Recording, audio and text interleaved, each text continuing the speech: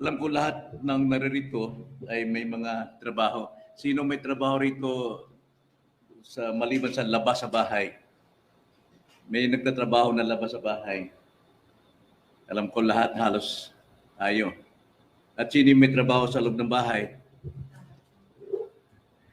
Karamihan ay sabi ang housewife.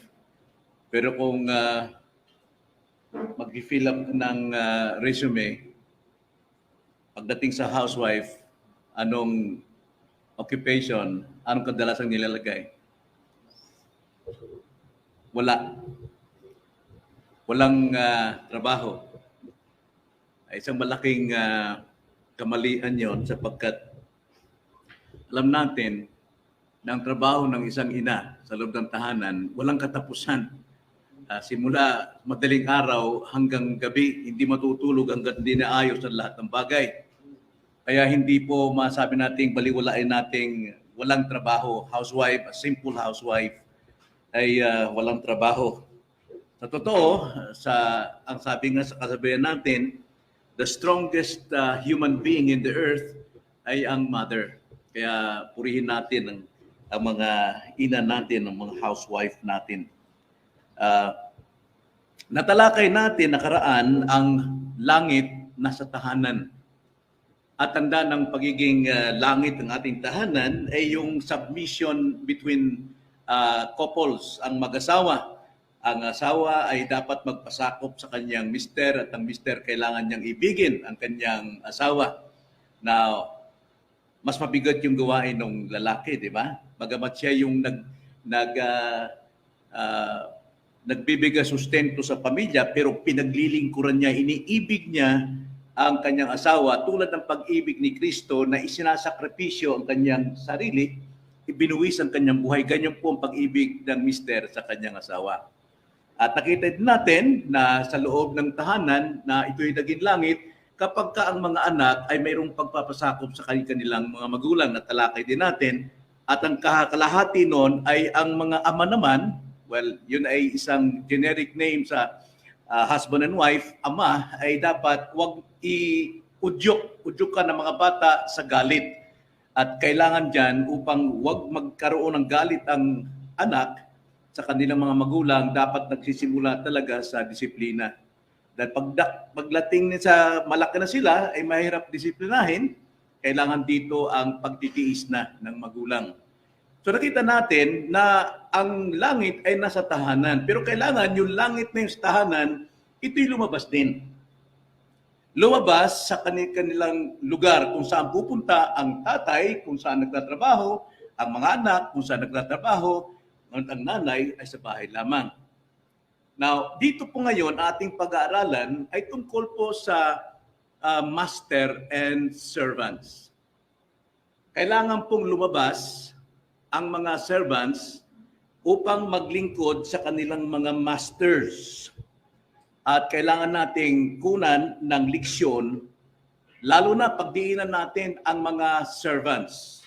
Servants dito sa ating panahon ay mga empleyado, mga manggagawa sa kanilang trabaho, sa kanilang katulad ngayon nasa ang tawag nun, yung sa bahay lang. Okay? Work at home, pero mayroon pa rin talagang amo. So ayun ang ating tatalakayin ngayon. Bigyan natin ng diin. Kung gusto natin ng promotion, remember sa Bible, promotion is from God alone. Now, kung kayo man ay promote ng inyong master, ng inyong boss, alam natin, common grace ng Diyos yun upang ikaw ay i-promote dahil sa nakita mong performance. Na gusto nating magkaroon ng promotion, maging sa mga amo at sa mga empleyado, ito po yung magandang prinsipyo na ating pag-aralan ngayong hapon. Buksan natin Ephesians chapter 6 verse 5 to 9. Pag-usapan natin dito ang tungkol sa mga alipin at mga Panginoon. Alipin at Panginoon. Ganito ang sabi sa Ephesians chapter 6 verse 5 to 9. Mga alipin, sundin ninyo ang inyong mga Panginoon sa laman na may takot at panginginig sa katapatan ng inyong puso na gaya ng kay Kristo. Hindi ang paglilingkod sa paningin na gaya ng pagbibigay lugod sa mga tao, kundi gaya ng mga alipin ni Kristo na ginagawa ang kalooban ng Diyos mula sa puso at naglilingkod na may mabuting kalooban na gaya ng paglilingkod sa Panginoon at hindi sa mga tao. Yamang nalalaman na anumang mabuting bagay na gawin ng bawat tao, ito ay kanyang muling tatanggapin mula sa Panginoon, maging alipin o malaya. At mga Panginoon, gayon din ang inyong gawin sa kanila. Iwasan ang pananakot. Yamang nalalaman ninyo na kayo ay may iisang Panginoon sa langit at siya'y walang itinatanging tao. Itong salita ng Panginoon, tayo po'y manalangin. Panginoon, salamat po na ang iyong salita ay hindi lamang sa aming kaligtasan, hindi lamang sa aming kapanalan, hindi lamang sa pamumuhay katwiran, kundi sakop din ito, Panginoon, ng aming pamumuhay sa mundong ito habang kami naririto sa aming mga trabaho bilang mga alipin ni Kristo o mga Panginoon bilang alipin pa rin ni Kristo. Kaya Panginoon, tulungan niyo kami na bigyan ng liwanag ang aming pong kaisipan sa inyong mga salita upang maisagawa namin ang aming mga katungkulan bilang mga empleyado.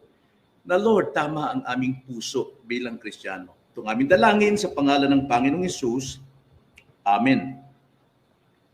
Ngayon, tignan natin ang pag-aaral dito. Pero mas diinan natin ang tungkulin, ugali ng mga manggagawa, ng mga servants o alipin, mga empleyado sa ating panahon. At saka natin bigyan ng pag-aaral din ang mga amo natin o mga boss. Una, alamin natin ang katungkulan ng isang alipin. Na alipin dito sa Bible, dapat nating malaman, verse 5 hanggang 8, alam natin na ayon po sa kanila pong kultura sa panahong ito, ang mga alipin po kadalasang nabibili sa palengke ng mga slaves. Doon inilalagay, doon ipinaparada, doon isinasabit yung kanilang mga bilihin o doon inilalagay ang mga alipin, mga slaves na binebenta ng mga taong yon doon sa mga may mga kaya. At ang mga tao ron, pag-araw halimbawa ng Sabat, ay mamimili sila ron o Biyernes man, pipili sila ng kanilang gustong alipin. Now, kapag ang isang mayaman ay nakapili ng alipin, kanya itong bibilhin. At bibilhin niya ang alipin yon. Sa layuning, ang alipin ay maglilingkod sa kanya. So, ang turing ng alipin sa panahong ito ay isang bagay na pag-aari lamang. Pwede niya itong itapon, pwede niya itong gawin, kung anong gusto niyang gawin, pag-aari lang siya, binili lamang siya ng kanyang amo. Sa makatwid, pagka alipin ka sa time na yon, wala kang sariling dangal, wala kang pangalan, wala kang karapatan, wala kang will sa iyong sarili. Kundi, ikaw ay alipin para gawin ang karapatan at kalooban, will ng iyong amo na siyang bumili sa iyo. Yan ang isang larawan ng isang slaves na sinasabi dito, isang doulos, isang slave. Now, alam natin, tayo man ay nasa market of sin. No? Tayo po ay nakalantad sa kasalanan, alipin tayo ibinibenta ng dyablo patungo sa impyerno. Ngunit ang Diyos ay nagkatawang tao, bumaba siya upang tayo'y puntahan at bilhin.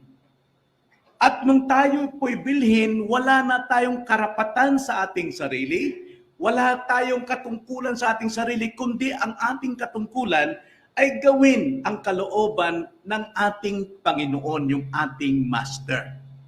Kaya dapat lamang unawain natin ito.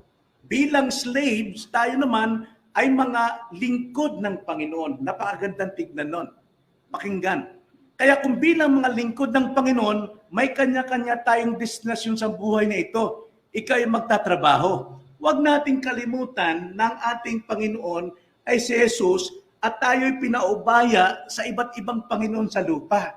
And yet, tayo po'y patuloy pa rin alipin. Sino man ang ating maging amo, sino man ang kumpanya natin, remember, tayo'y alipin pa rin ni Kristo. Kaya dapat natin siyang parangalan. Ano man ang ating amo, mabalasik man siya, malupit man siya, dapat siya pa rin ang ating bigyan ng lugod. Marami pong mga tao ngayon o Kristiyano sumasama sa mga rally sapagkat nagbo-boycott sila sa kanilang amo. Nakakalimutan nila kung sino sila. Sila po ay hindi dapat ganun ang gawin. Kaya tignan natin dito sa ating pag-aaral, pagdating sa alipin, ang katapatan ng mga alipin sa kanilang Panginoon ay para sa kanilang Panginoon. Puso nila ay paglingkuran ang bumili sa kanila. Wala na silang sariling dangal sa kanilang sarili. Kung napaparangalan nila ang kanilang amo, paparangalan din sila ng kanilang amo pabalik. Yun po ang kalagayan ng mga alipin dito.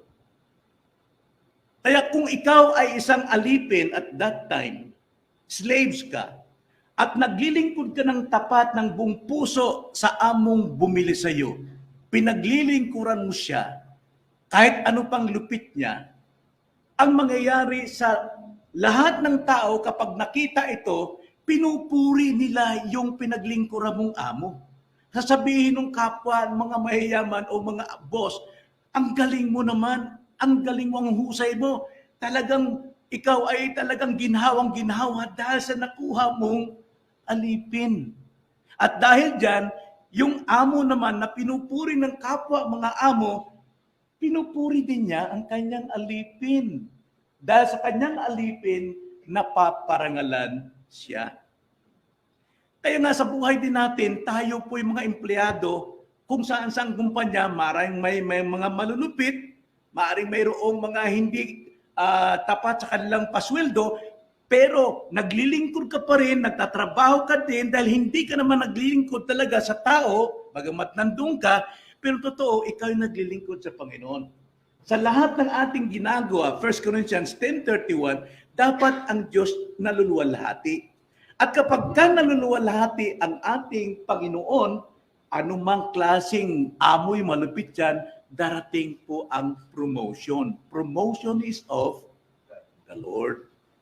Kaya nga, dapat natin itong tignan. Bilang alipin, tignan natin ang verse 5. Ganitong sabi, mga alipin, sundin ninyo ang inyong mga Panginoon sa laman. Nakita nyo? Sundin ninyo ang inyong mga Panginoon sa laman, dito sa lupa. Pero ang nag-uutos ay ang ating Panginoon sa langit. At paano susundin? May takot at panginginig. Na alam naman natin yung takot, panginginig, salita yan ng pagrespeto at paggalang sa kanila. Kahit sila'y mga malulupit at unbelievers. Bakit po? Dapat sa katapasan ng iyong puso, dahil gagawin mo yun, gaya ng kay Kristo.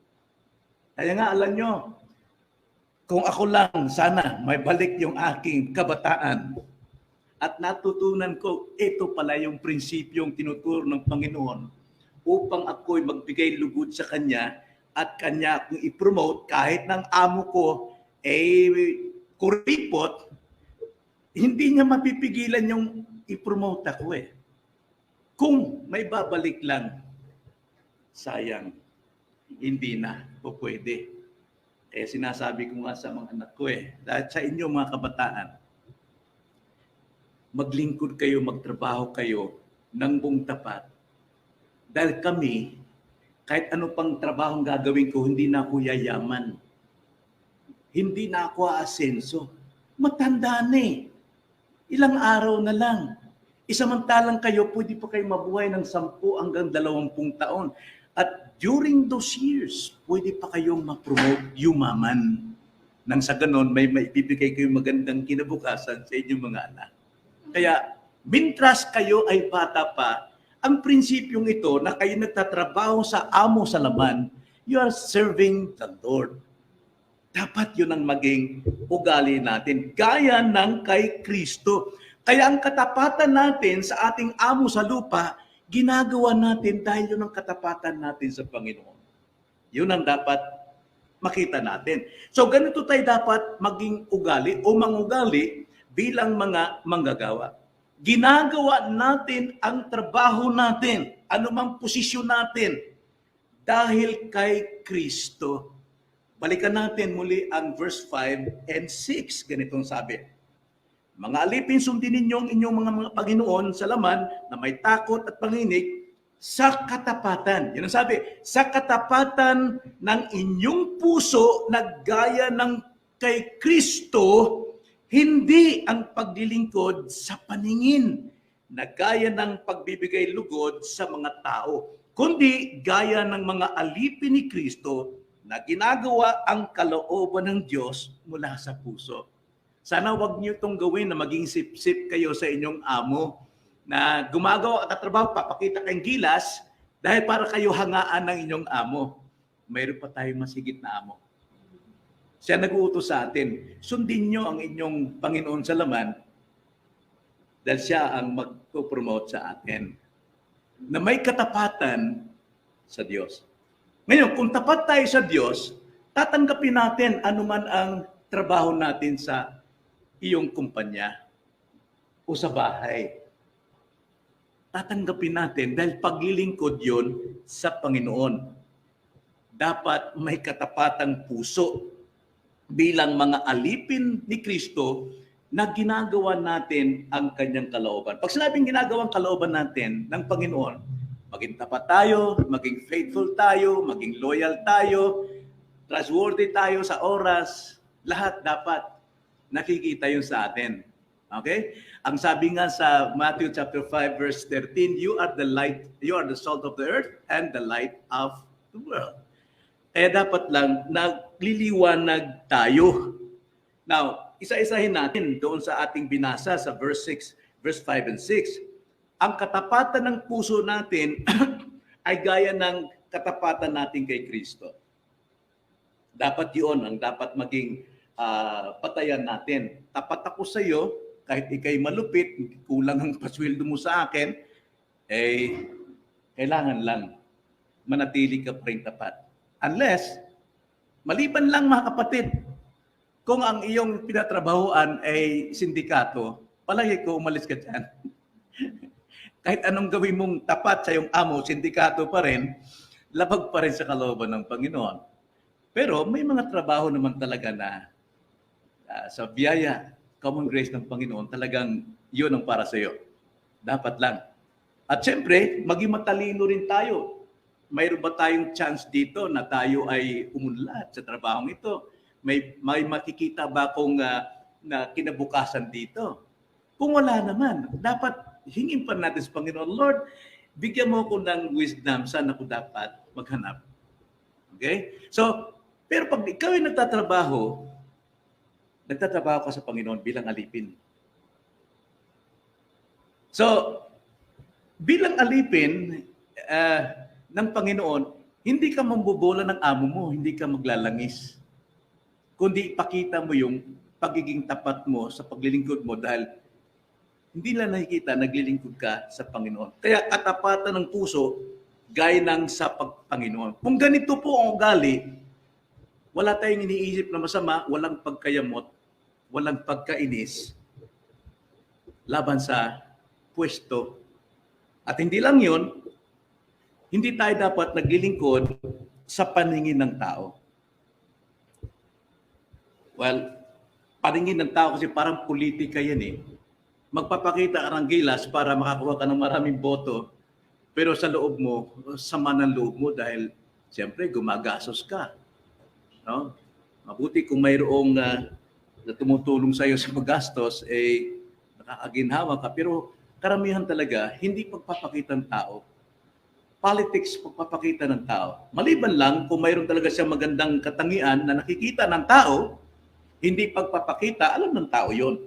Pero sa pagdating sa isang manggagawa, isang empleyado, tulad ng alipin sa panahong ito na wala siyang karapatan sa kanyang sarili, kundi ang paglingkuran ng buong tapat ng kanyang Panginoon sapagkat doon siya mabubuhay. Pwede siyang itapon, pwede siyang alisin palipatin na naman siya sa ibang lugar. Kaya dapat nandun tayo sa katapatan ito. Hindi pagpapakitang tao lamang, hindi papuri ng tao hinahanap natin, kundi mismong papuri ng ating Panginoon. Papuri ng Panginoon. At pangatlo, naglilingkod ng may mabuting kalooban, hindi po pabigat. Verse 7, naglilingkod na may mabuting kalooban, na gaya ng paglilingkod sa Panginoon at hindi sa mga tao.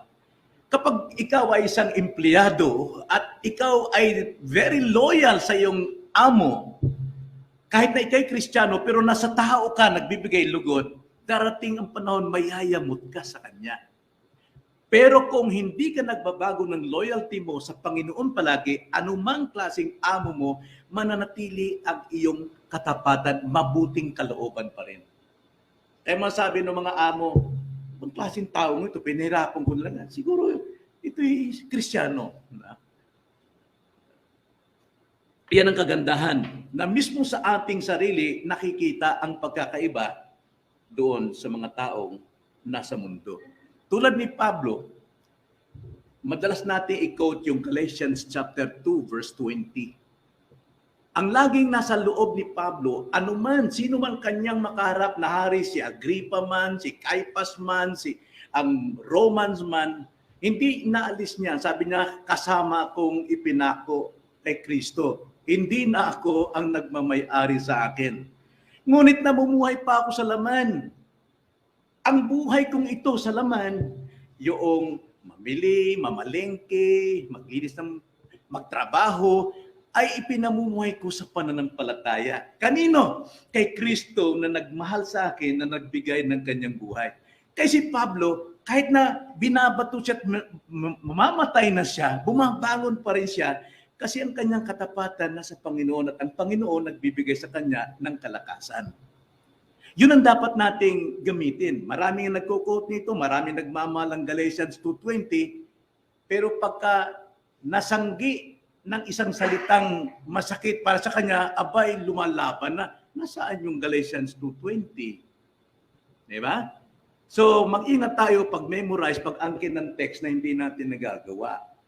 So ito, ang sabi dyan, maging naglilingkod tayo sa mabuting kalooban at magagawa lamang natin ito kung sa ating kalooban si Kristo ang ating pinagahari. Namumuha tayo sa pananampalataya. Pag sinabing namumuhay sa pananampalataya, siguro dapat nating alamin ano yun. Namumuhay tayo ayon sa doktrina na ating tinanggap.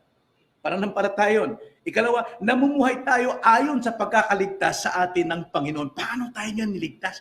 Yun ang ating pamumuhay, yung ating doktrina, pinaniniwalaan natin, yung kaligtasan natin, yung katuwiran natin, lahat sa Diyos, yun ang ating dapat ipamuhay saan man tayo pumunta. Living by faith. Yung po ibig sabihin. Hindi po yung damdamin o emosyon. Basta ako namuhis pananampalataya. Marami pong ganyan. Naniniwala siya sa kanyang pananampalataya. Hindi sa kanyang alam na pananampalataya. So dapat, gumagawa tayo sa trabaho ng puno sa pananampalataya. Okay? Ang sabi po rito sa Ephesians chapter 6, verse 8, yamang nalalaman na anumang mabuting bagay na gawin ng bawat tao, ito ay kanyang muling tatanggapin mula sa Panginoon, maging alipin o malaya. Paano mo tatanggapin ang salitang ito? By faith.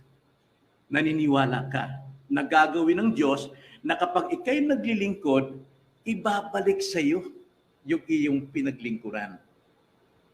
Dapat nating ipamuhay yung ating panampalataya. Sino ba ang Diyos? Paano ba niya ako tinawag? Sino ba ako noon? Paano niya ako binigyan ng buhay?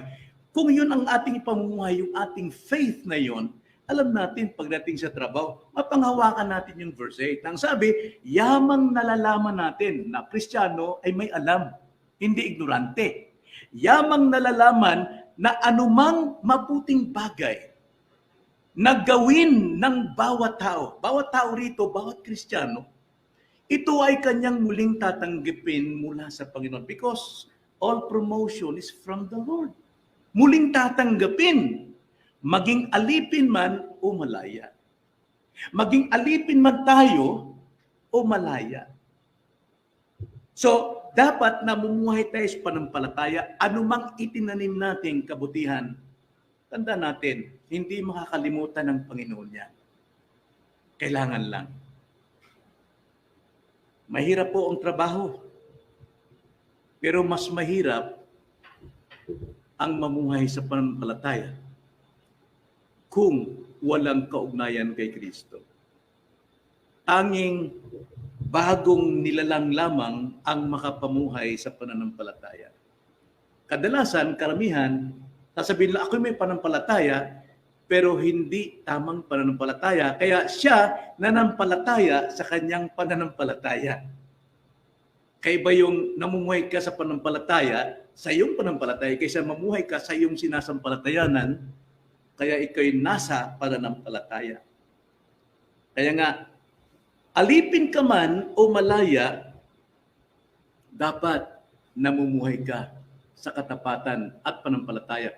Alam mong ibabalik sa iyo ito ng Panginoon. Like for example, ito ipinakita na ng Panginoon yung mangyayari pagdating po ng judgment.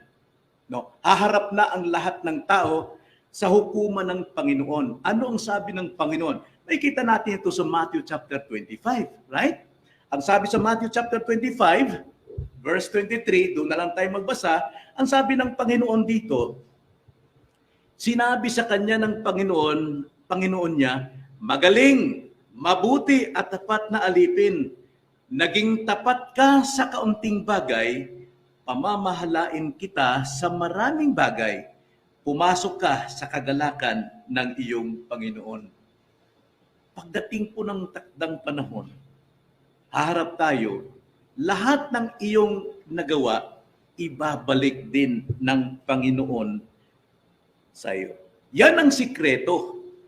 Yan ang sikreto ng pagiging tunay na empleyado. Tunay na naglilingkod, bagamat sa tao, pero ginagawa for the glory of God. 1 Corinthians 10:31. Anuman ang ating ginagawa, gawin lahat sa ikaluluwalhati ng Diyos. Now, mayroon pa kayang magbo-boycott? Kung lahat ay Kristiyanong namumuhay sa pananampalataya ang magiging empleyado ng isang kumpanya?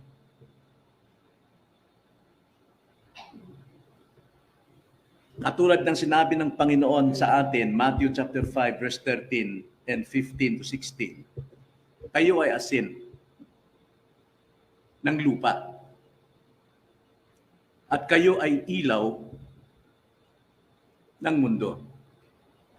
Ipakita ninyo ang inyong mabubuting gawa. Hindi po sinabing i-preach ninyo ang inyong mga gawa. Ipakita. Bilang Kristiyano, hindi tayo magsasalita ng maraming salita para ating himukin yung ating amo, himukin natin yung ating mga kasamahan. No, ipakita ang iyong pagiging asin. Hayaan nilang malasahan ng iyong asin. Hindi rin sinabing kayo yung mga asin, kaya ipasubo ninyo ang inyong mga salita. Pero ang sabi sa Colossians chapter 4 verse 6, magtimplang asin. Hindi sinabing ipagyabang ang iyong salita. Magtimpla. So makita natin yung asin tsaka ilaw, actually, walang salita dyan eh. Walang utos na dapat maging salita yung pangaral mo, maging ipaliwanag mo yung lahat yan ay through influence. Pagkang asin, inilagay mo sa isang bulok na bagay, makikita natin, sa palibot, nabubulok, pero yung nalagyan ng asin, nananariwa. At sa dilim naman, ilagay mo ang ilaw, makikita natin kung sino yung naliliwanagan at sino yung nasa kadimlan. Ganon tayo, Kristiyano. Nakikita lang yung ating pagkakaiba sa lupa. Hindi na kailangang magsalita. Ipakita lamang yung ating impluensya sa lupa. Ginagawa ang trabaho ng may pananampalataya sa Panginoon. So yan po ang sikreto ng ating pagiging tapat na alipin na ang Diyos ang siyang magbibigay gantimpala. Dalawang bagay pa ang dapat kong bigyan pansin dito. Alam nyo, ako din, nagtrabaho rin ako so many years sa isang kumpanya, maraming ibang klaseng trabaho, mula tricycle boy, sa taxi, talagang dinanas ko yan, pagiging nito, yung taga-deliver, naging driver ng jeep, service driver, naging marami pong dinaanan. Kung may babalik ko lang sana ang nakaraan, mababago ko sana. Pero dahil dyan, itong salita ang siyang makapagtuturo sa akin, paano i-share? Maging yung aking failures nung araw, paano kong i-share para hindi na mag-fail yung ibang kabataan. Alam niyo, tanggapin natin, ang pagiging empleyado ay isang katayuang mahirap. Hindi madaling trabaho yan. Huwag sinabing empleyado, balik tayo sa panahong ito, alipin ka, servant ka, binili ka. Di ba? Kahit empleyado ka, kabis ka, pero binabayaran ka pa rin. Hindi ka papayag na magtatrabaho kang hindi ka babayaran. So meaning to say, you accept that you are a slave. Tinatanggap mong ikaw ay isang alipin. So dapat lumagay tayo sa ating sarili as a servant. Napakahirap po ang trabaho. Gaano man kataas ang pinag-aralan mo, maliban lang kung may sarili kang kumpanya, ikaw nagtatayo, hindi ka alipin. Pero alipin ka pa rin ng iyong sarili. Kasi kailangan mo pa rin humarap sa sarili mo, paano ko ginastos ang pera? Paano ko mapapasweldo ang aking mga empleyado? Pero bilang isang simpleng empleyado, tinatanggap natin na tayo'y alipin, bayaran tayo. Kaya nga, mahirap po ang pagsuko ng ating will. Yun ang mabigat eh. Pag tayo empleyado, we have to surrender our will. At sundin natin, gawin natin ang will ng iba. Hindi yung ating sarili. Masyado tayong minsan taong nagmamarunong eh. Gusto nating tayo'y maging amo. But remember, bayaran tayo para mag-render tayo ng service sa kanila.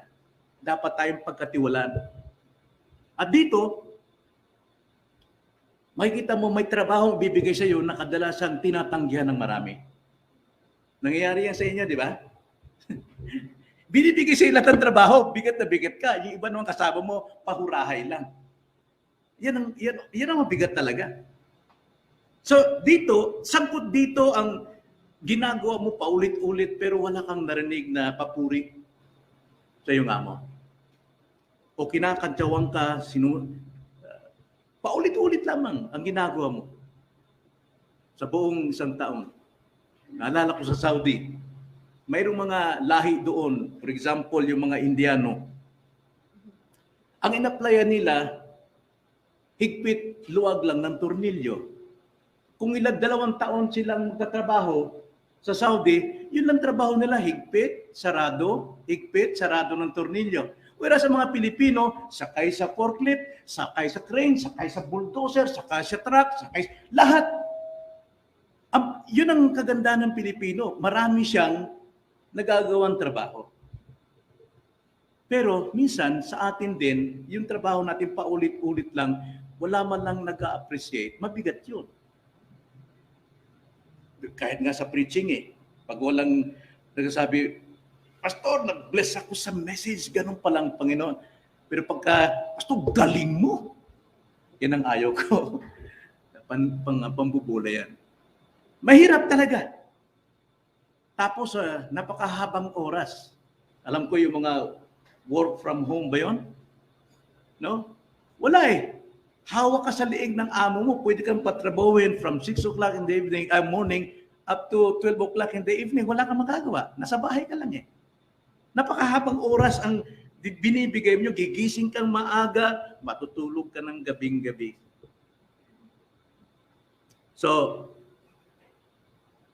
minsan, walang pasalamat, wala ring bunga. Pero tiis lang. Dahil ang pinaglilingkuran mo ay ang Panginoon. Yun ang dapat natin ilagay palagi. Tayo ay binili ni Kristo. Tayo ay pag-aari ni Kristo. Kaya saan man tayo maglingkod, hindi nawawala yung ating pangalan. Tayo pa rin ay kay Kristo. So dapat ipakita natin sa ating mga trabaho na tayo mga servants of Christ. Hindi naghahanap tayo ng pansin ng tao, paningin sa tao lamang ating hinahanap. Kaya kadalasan, kapag nasa laman ang ating turing, harap natin ay masiyahan yung mga tao, magbigay puri, pasalamatan ka, batiin ka, bigyan ka ng regalo, kadalasan panghinaan ka ng loob sa ginagawa mo. Dito natin kailangan ng lakas ng Panginoon. Kapag ka nanghihina ng loob mo, nanghihinawa ka sa trabaho, gusto mo nang mag-resign, why? Baka kulang lang ang katapatan mo sa Panginoon. Kaya nabibigatan ka. Mga anak, pagka naguhugas ng plato, na kontra sa loob sa nanay, ang bigat niyan, minsan nakakabasag pa kayo. Ginagawa ko noong araw yan eh. Masa pa rin kinabuhi, ako may hugas-hugas. Manghud na ako, si Pilwa mong hugas. Pero kapag ka ginawa mo ng hugasan ng plato, matutuwa si nanay nito sa ginagawa ko. Pagigihan ko, isalansan ko, parang outline. No? Yung malalaking plato, sunod-sunod, tapos yung ganyan. Pagtingin talaga na, wow! Ang ganda naman ng pagkakaayos mo. Ikaw ulit maghugas mamaya, ha? Well, gawin natin para hindi manghihinawa. At kung nanghihinawa ka at naiinip ka, you need the strength of Christ. Kailangan mo talaga ang lakas ni Kristo. Yun lang ang solusyon natin. Maraming nadi-discourage sa trabaho. Matagal na, walang asenso. Baka may kulang ka sa Panginoon. Wala kang kulang sa amo mo, pero may kulang ka sa Panginoon. Kailangan ng Panginoon ang naluluwalhati. Tanda natin, Hebrews chapter 6 verse 10. Ganito ang sabi. Sapagkat ang Diyos ay hindi masama, hindi niya kaliligtaan ang inyong gawa at ang pag-ibig na inyong ipinakita sa kanyang pangalan in His name sa inyong paglilingkod sa mga banal gaya ng ginagawa ninyo ngayon. Hindi nakakalimutan na ng Diyos yan. Kailangan talaga, pag tayo nagtatrabaho, in Jesus' name, bilang mga anak ng Diyos. Dahil hindi kakalimutan ng Panginoon yan. So huwag manghinawa sa paggawa ng kabutihan.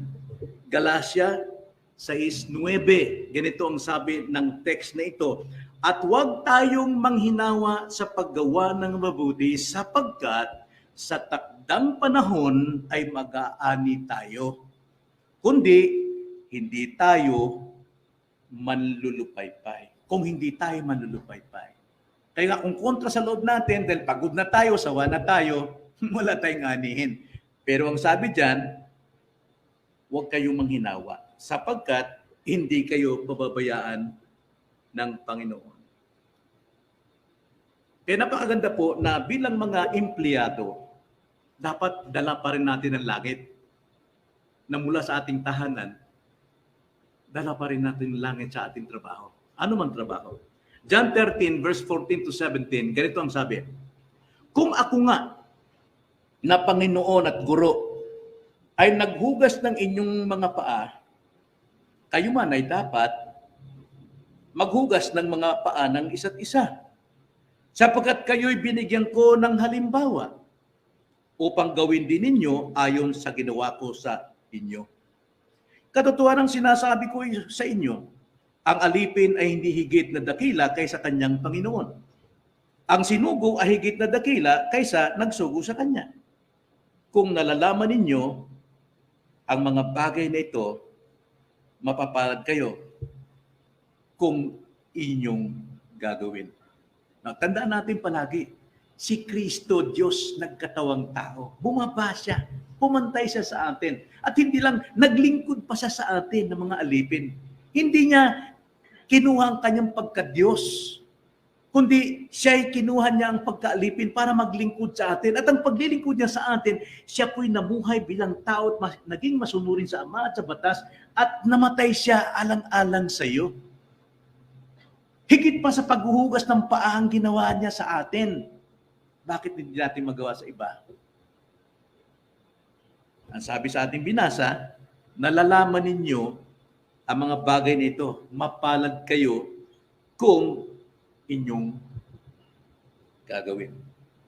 So tanda natin, we are slaves of Christ. Hindi tayo alipin ng trabaho. Okay? Ang trabaho talaga, yan ay kagalakan natin. Ang trabaho ay biyaya. Ang isinumpa sa trabaho ay yung kahirapan, ang tinig. Trabaho hindi isinumpa ng Diyos. A blessing. Kaya nga dapat nating ikinagagalak ito. Yung trabaho nito. Ano man ang trabaho mo, pastor ka man, trabaho ko sa word, kailangan may kagalakan. Gawin ito. Hindi ito pang-alipin sa atin. Ngayon, minsan ang trabaho natin, nagiging alipin tayo kapag mali na ang layunin natin. Papasok na tayo sa 1 Timothy chapter 6 verse 9 to 11. Pag-ibig sa salapi. Alipin tayo dyan. Tayo ay mawawala sa ating tamang track. So, mga kapatid, tandaan natin, ano man ang trabaho natin, do all for the glory of God. Tandaan natin, alipin tayo ng Panginoon. Pagdating naman sa mga amo, basahin natin verse 9. Isa lang verse ang sinabi rito eh. Isang verse lang eh.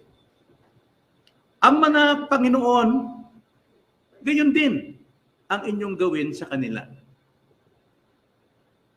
Ngunit may isang utos. Iwasan ang pananakot. Yamang nalalaman ninyo na kayo ay may iisang Panginoon sa langit at siya'y walang itinatanging tao. So anong katungkulan ng amo? Kung Christian ka, the same principles din kung paanong tinuturing ng isang empleyado ang kanyang sarili sa amo. Ganon din ang amo sa kanyang empleyado, sa kanyang manggagawa. Kaya napakaganda kung ang amo mo ay Kristiyano at ang mga empleyado mo ay Kristiyano rin, parehong may katapatan sa Panginoon. So, hindi dapat nagiging makasanlibutan yung mga empleyado dahil Kristiyano ang amo nila. Hindi rin magiging makasanlibutan ng amo dahil Kristiyano ang kanilang mga empleyado. Dapat namumuhay tayo bilang mga anak ng Diyos, alipin ng Diyos. At pinakamatindi dyan, alalahanin ng mga amo, may isa kayong Panginoon at walang itinatangi. Kung paanong parusahan, ang dapat parusahan, ganun din dapat parusahan. Kaya nga ang sabi sa Colossians chapter 4, verse 1, para sa mga Panginoon, sa amo, mga Panginoon, pakitunguhan ninyo ang inyong mga alipin ng matuwid at makatarungan. Yamang nalalaman ninyo na kayo man ay mayroon ding Panginoon sa langit. Now, apply ito sa mga Kristiyano, pero kung hindi Kristiyano, yung pagiging empleyado natin, mananatili pa rin tayo ay alipin ni Kristo. Alipin pa rin ni Kristo. So, yun lang po yung sa amo. Isang verse lang eh. Kung paano kay tinuring ng iyong empleyado na Kristiyano, siya mo ring ituring sa kanila. Iwasan talaga ang pananakot. Mga pagbabanta, tatanggalin kita pag hindi ka umayos dyan. Hindi kita bibigyan ng bonus. Hindi dapat ganoon. Kung Kristiyano ka, dapat higit mo pang pakitunguhan ang iyong empleyado sapagkat siya'y kapatid mo sa Panginoon. So, yun lang po ang ating pag-aaral ngayong hapon. Huling salita, tandaan. Yun lang, tandaan, ang ating Panginoon ay nasa langit at wala siyang itinatanging tao. Tayo manalangin.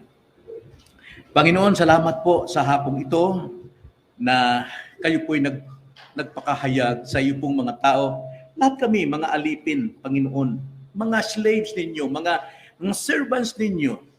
Anuman, saan man kami pumunta, Lord, hindi namin dapat alisin sa aming isipan na kami naglilingkod sa inyo. Kaya gagawin namin ang aming paglilingkod sa aming trabaho tulad ng paglilingkod namin sa iyo. Magiging tapat kami sa aming mga trabaho tulad ng katapatan namin sa inyo. Hindi kami panghinaan ng loob tulad ng ginawa niyong pagtitiis sa amin. Kaya Lord, nawa maluwalhati ka sa buhay po naming lahat. Itong aming dalangin sa pangalan ng Panginoong Hesus. Amen.